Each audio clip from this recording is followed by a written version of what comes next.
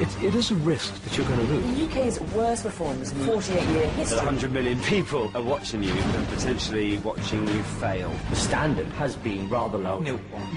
Well, now it's nil point no more. Yes, it's a big gamble. We've got a great song.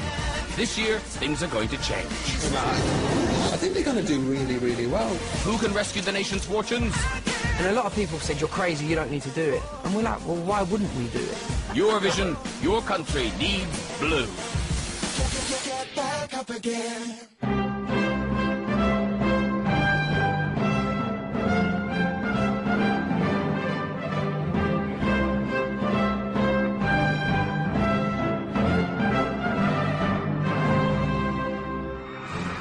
Eurovision, 56 glorious years, 43 competing countries, hundreds of singers, 35,000 screaming fans in the arena, and 125 million viewers worldwide.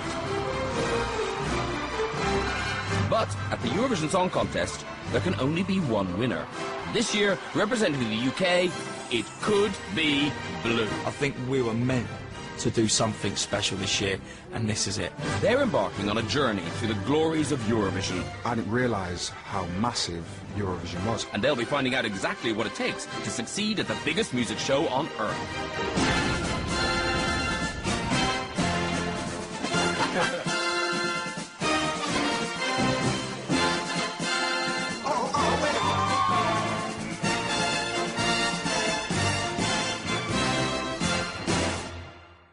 Celebrating their 10th anniversary this year, Blue are back to do their bit for Britain. The Eurovision is the biggest music show in the world. We've been given this opportunity to go out there and do something that we love, and that's sing. You know, we couldn't have asked for anything better. I love being back with the boys. We were just young lads when Blue first started out, and it just started off so huge. I mean, we were catapulted from being nobodies to overnight kind of success. Not just here in the UK, but all over the world. We had a big fan base in Europe. You know, 12 weeks at #1 in Italy. Nothing to be sneezed at. You know, it's a dream come true, having all the success we had. So what qualifies Blue for Eurovision? Well, the statistics speak for themselves. 13 million records sold, 40 hit singles worldwide, 3 #1 albums, 2 Brit Awards, and a chart-topping smash with Sir Elton John. At last, the UK is sending a successful, credible act to the Eurovision Song Contest again. Good-looking guys singing great songs. I'm a Blue fan. We're streets ahead. Duncan is your Prince Charming. Bellissima. Duncan, I've known him the longest. His enthusiasm, especially for Eurovision, has just been phenomenal. Lee is just Lee. Lee is just, you know, he's a nutter. I think I play on being a bit stupid sometimes. Like, literally. Like, what? I'm a massive fan of Duncan. Thank you. It's all right. I can't stand still for 5 minutes. I can't sit still. My leg starts going. I'm only serious when I get in a studio. Lee's like really, really popular in Italy, and like you watch his face, like when they all go Lee, like. Simon is so lovely. What you see is what you get with Si. I just love the Italians. Simon's obviously the chilled boy. He's just so cool, brilliant. Anthony, I would say, is definitely the joker of the band. If there's any serious conversation going on, he'll just crack a joke. Oh, mate. We have a nice equilibrium. We all respect each other. And I think them 5 years that we took off has done us the world of good. Yes, back in 2005, the Blue Dream came to an end when the boys called it a day and went their separate ways. It was quite a shock to me because I didn't know nothing else. The biggest misconception is that when a band splits up, they split up because they've fallen out. There's never been awkwardness in Blue. Me and the boys never fell out. Never. We've always seen each other as brothers from another mother. To be back with the boys, you know, I miss the lads. Still hard work, still a lot of graft. We didn't expect to come back and be like, here we are, you know, and everyone go, oh, Blue, I've just been waiting for you. Being able to repeat that kind of success and having the opportunity to do so again. How many people have had a really, really good dream and want to dream it again? And now the dream for Blue is to bring back the Eurovision glory days for the UK.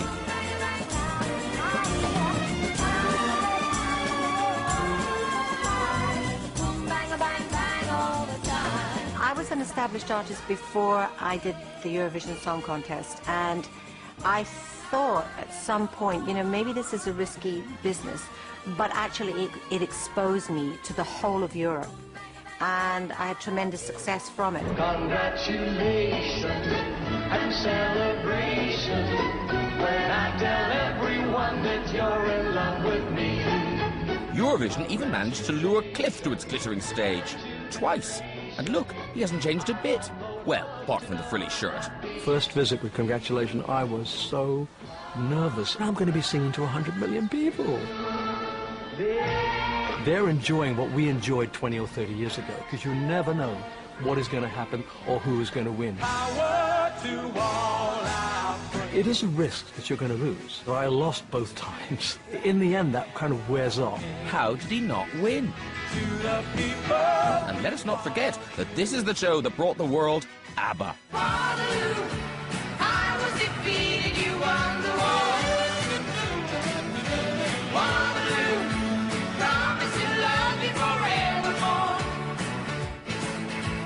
Yes, golden days.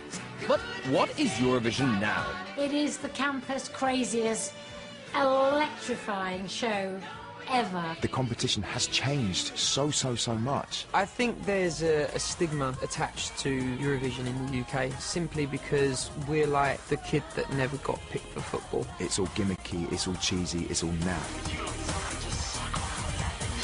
And what I've been witnessing just in this short time, that it's really the opposite to that these days. I think what we've been doing is choosing what we think Europe would like, which actually is quite old-fashioned. If you listen to the last couple of winners, they haven't been really old-fashioned at all. They've been quite modern. I'm so excited to go out there and do it this year. It would just be an honour to bring the trophy home for 2012. The UK hasn't won the Eurovision for 14 years. We like a bit of a challenge. A young pop band, good-looking guys singing great songs, can win this competition and get 100 million people watching them at the same time. Their experience might hold them in good stead. To be a part of something that's been such a huge institution, this is a great opportunity for us. Well, actually, this could be really good. But before Blue begin their journey to Düsseldorf, they need to brush up on their Eurovision knowledge, starting with our last ever winner.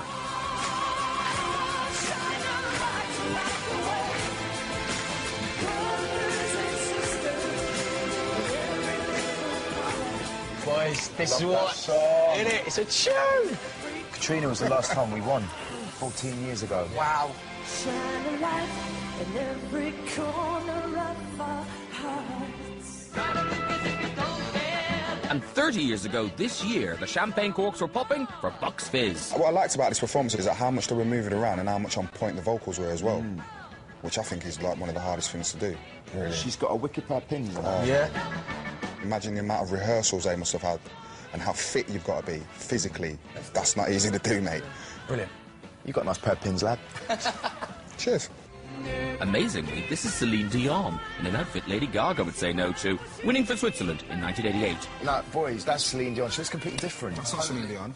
Oh, that's Celine Dion? She was 19 years old, so you can tell, like, when she had a bit of dough, she got some stuff done to her. You can tell. she was 19. But the Eurovision put that lady on the map and made her the biggest solo artist in the world. She's phenomenal. Can't argue with that, can you? Norway's Alexander Rybak was the contest's biggest ever winner. So that was Norway, yeah. I thought that was wicked. He's talented. He's got the record for the Yeah, he's got the most points. 387. It just looked visually really good, especially with the pyrotechnics and stuff. It's amazing. Last year's Eurovision champion, Lena, is back this year to defend her title.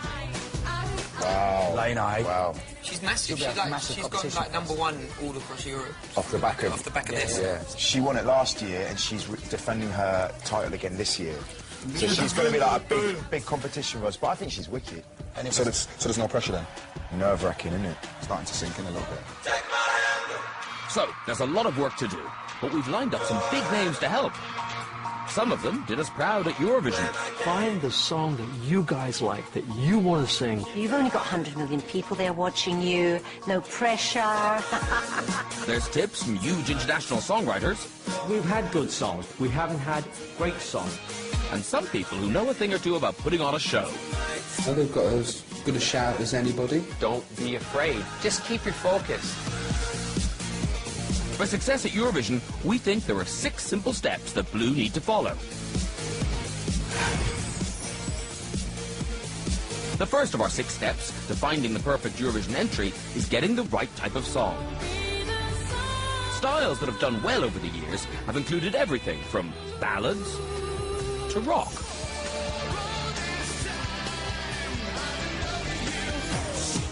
Europop.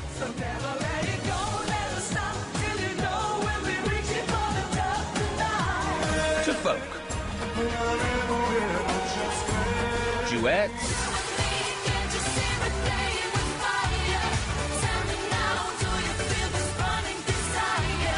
To the more avant-garde, which is French for a bit bonkers. There have been so many different styles that have won Eurovision over the last few years. I can never call